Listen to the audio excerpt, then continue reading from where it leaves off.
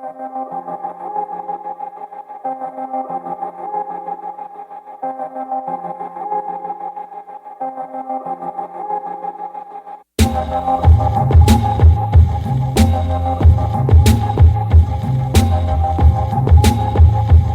philosophy of film is obviously relatively short.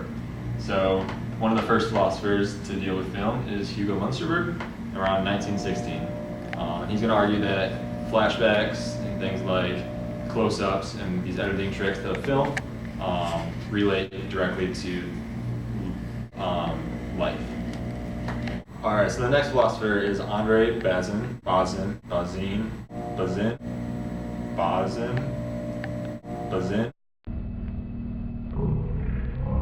And he was during the 1940s. His main argument is going to be not with the making of films, but with the philosophy within the film. So he thinks that film has a realist perspective, meaning that film directly relates to life. The next philosopher is Stanley Cavell, and he was in the late 20th centuries, around the 1980s to 2000s. He's going to argue that, unlike Andre Bazin, that film has a skepticism point of view. So film and the philosophy of film behind it attempts to answer questions from a skeptic's point of view. All right, the last philosopher and the most recent one is Noel Carroll. He was around the 1990s and into modern day. And he's going to essentially argue that everybody that has studied the philosophy of film is wrong, and that his classical film theory, as he calls it, just essentially states that Munsterberg and Bazin and Cavell are taking film way too seriously, and that it's not directly related to philosophy.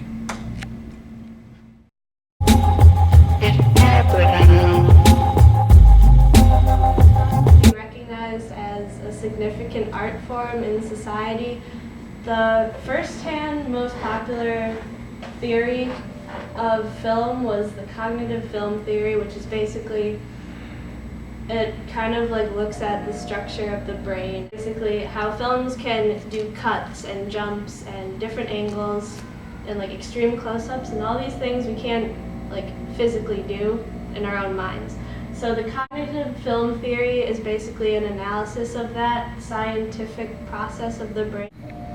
So simulation theory kind of explains how you can view a film and feel an emotional response to it, whether it be a romantic or horror or comedy film. You'll like feel those emotions somewhat genuinely, and it varies from person to person. But this kind of explains like the paradox of wanting to be scared by going to see like a horror film, and yet you know that you're not actually going to experience this in real life. It's just a simulation that's created in the mind. It creates an emotional response, but you don't act. So thought theory is kind of a more recent and alternative version of the simulation theory. It basically states that there's like a separation between the simulation of feeling an experience and viewing a film. It says that just a mere thought of something triggers an emotional response. And so when you're thinking about something, watching a film, you're feeling like a full-fledged emotion just by experiencing the thought of viewing a film, if that makes any sense. But this is kind of a flawed theory because it doesn't really explain how people can feel like legitimate emotions and emotional attachments towards characters in films.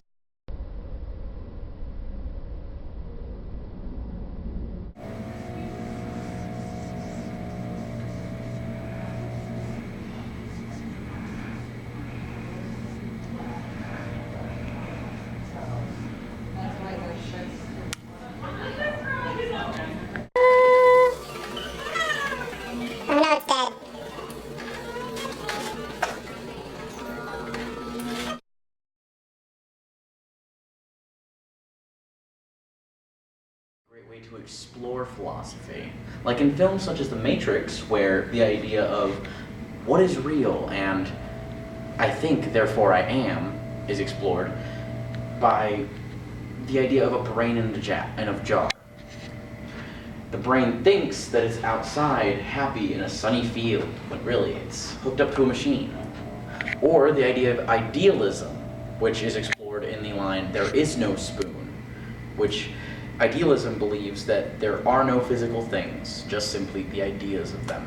And when we realize that there is no spoon, just the idea of a spoon, we can form that idea to however we like. Eternal Sunshine of the Spotless Mind explores the idea of memory. Are you the same person as you were yesterday if today you lost all of your memories?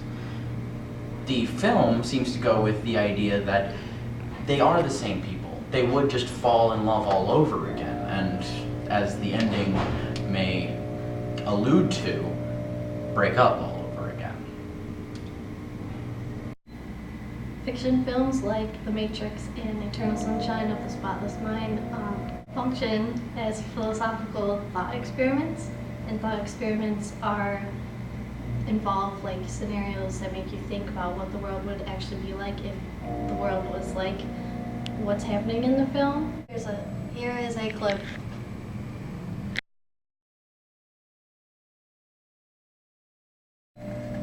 In The Matrix, Keanu Reeves is given the choice to dive into the real world and awaken from the Matrix. And this kind of movie, or these kind of philosophical films, challenge our beliefs, or what we view as the world, or accept or interpret the world as. In a world where there is philosophy in film. Anoche vi una película acerca de alguien que le gustaba fumar marihuana de vez en cuando. Vivía con la abuela y fumaban todo el tiempo. Hacían cocaína.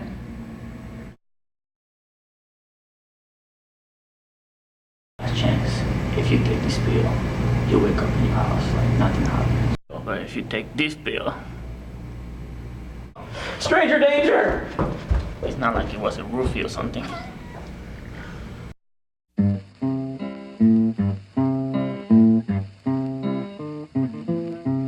One evening as the sun went down and the jungle fire was burning, down the track came a hobo hiking, and he said, "Boys, I'm not turning. I'm headed for a land that's far away, besides the crystal fountains, so come with..." Very much working with a high-budget, high-tech crew here.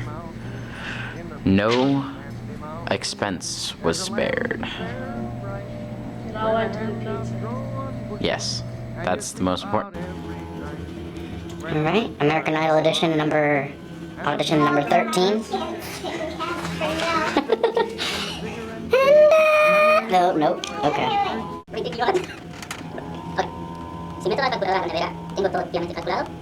Si el perro es el mejor amigo del hombre, ¿por qué la perra no es la mejor amiga de la mujer? Cuando un sans se muere, ¿también se lo come un sans? Si un abogado se vuelve loco, ¿pierde el juicio? Si no debes hablar con extraños, ¿cómo hiciste amigos? Si me robo el wifi de la iglesia, ¿estoy haciendo la señal de Dios? Cuando Thor comete un error, ¿se sentiría Thor? Si le doy Viagra a un reloj, ¿se para el tiempo? Si un psicópata se casa con una tela, ¿voy a tener un psicópata? Si el gato no puede verse en el espejo, ¿cómo iba bien peinado? Si uno va a China, los juguetes son hechos aquí. Si un arquitecto se muere, entonces está en otro plan. Si los videojuegos nacen violento, el mono podría nacer millonario. Si los chinos se tatúan para ser en español. Si dejan entrar un zombie, son bienvenidos. Si los 100 pies tienen 100 pies, los viejos tienen 3.4 kilos. ¿Todos? Si el coyote tenía dinero para comprar dinamita, ¿por qué jamás compró comida? Si un geólogo se ve, sale una piedra en los riñones, lleva protección por dentro. 5 students will explore what it means. You wanna actually do this? Yeah, no problem. Alright.